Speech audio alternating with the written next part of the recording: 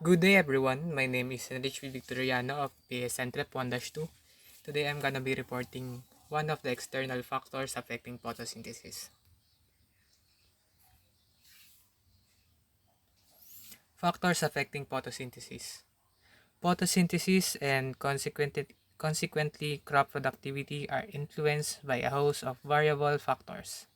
Included in these are both the internal and external or environmental factors. The internal factors include nutritional status of the plant, stomatal aperture, and leaf characteristics such as age, morphology, leaf area index, leaf angle, and orientation. On the other hand, the external factors include light or radiance, temperature, carbon dioxide concentration, moisture, and wind. Carbon dioxide concentration and dry air components. Carbon dioxide concentration. Carbon dioxide or CO2 is a gaseous component of air. Dry air contains 78% nitrogen, 21% oxygen, 0.93% argon, 0.038% carbon dioxide, and traces of other gases. Although carbon dioxide is at low concentration, 85% to 92% of plants' dry weight is derived from carbon dioxide uptake in photosynthesis.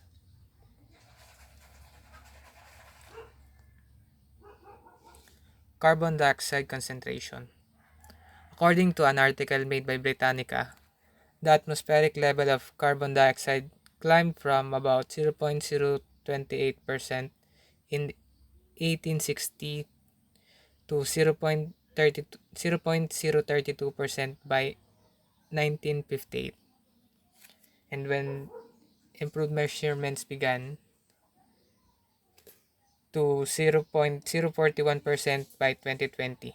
This caused by the extensive combustion of fossil fuels, cement production, and land use changes associated with deforestation.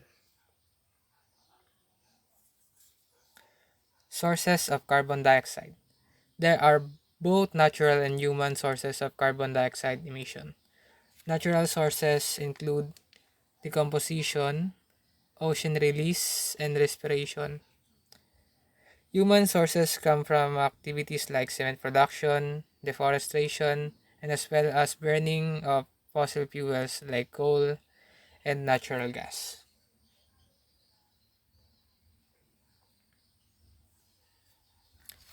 Carbon dioxide concentration on photosynthesis.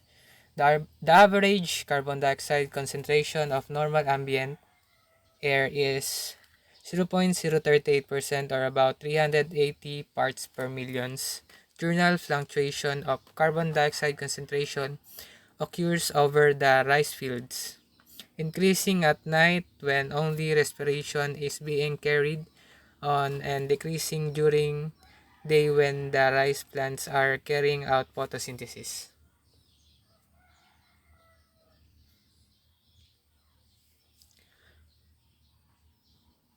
Carbon dioxide with water is one of the reactants in photosynthesis. If the concentration of carbon dioxide is increased, the rate of photosynthesis will therefore increase.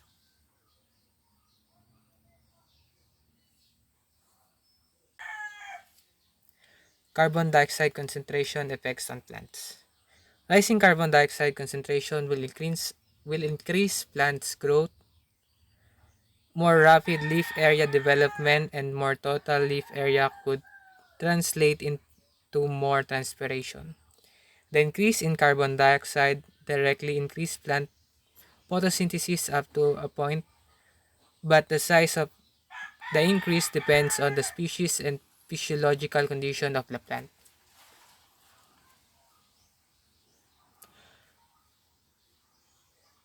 Photosynthetic rates are enhanced by higher CO2 concentration, unless stomata are closed by drought or water stress. The response of photosynthesis to carbon dioxide is similar to its response to irradiance. So, Figure 11 shows the typical photosynthetic response of C3 and C4 plants in carbon dioxide.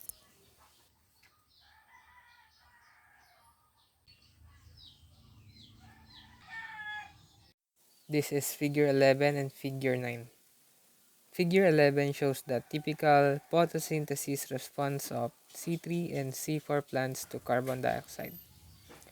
Figure 9 shows the light response curves of typical C3 and C4 plants. Typical photosynthesis response of C3 and C4 plants to carbon dioxide. There is a very strong interaction between CO2 level and light level. At low irradiance, low level of CO2 will saturate the photosynthetic mechanisms, but as light level increases progressively, higher concentration of CO2 are required to use up the NADPH and ATP, or the nicotinamide adenine dinucleotide phosphate and adenosine triphosphate. These two are produced in the light reactions. Another aspect of CO2 levels is that within the canopy of a crop, CO2 levels are often well below the general atmospheric level. This depletion depends on the several factors including canopy density, wind speed, and irradiance. So that's all for the carbon dioxide concentration. The next topic will be discussed by my partner, um, the topic of wind and moisture.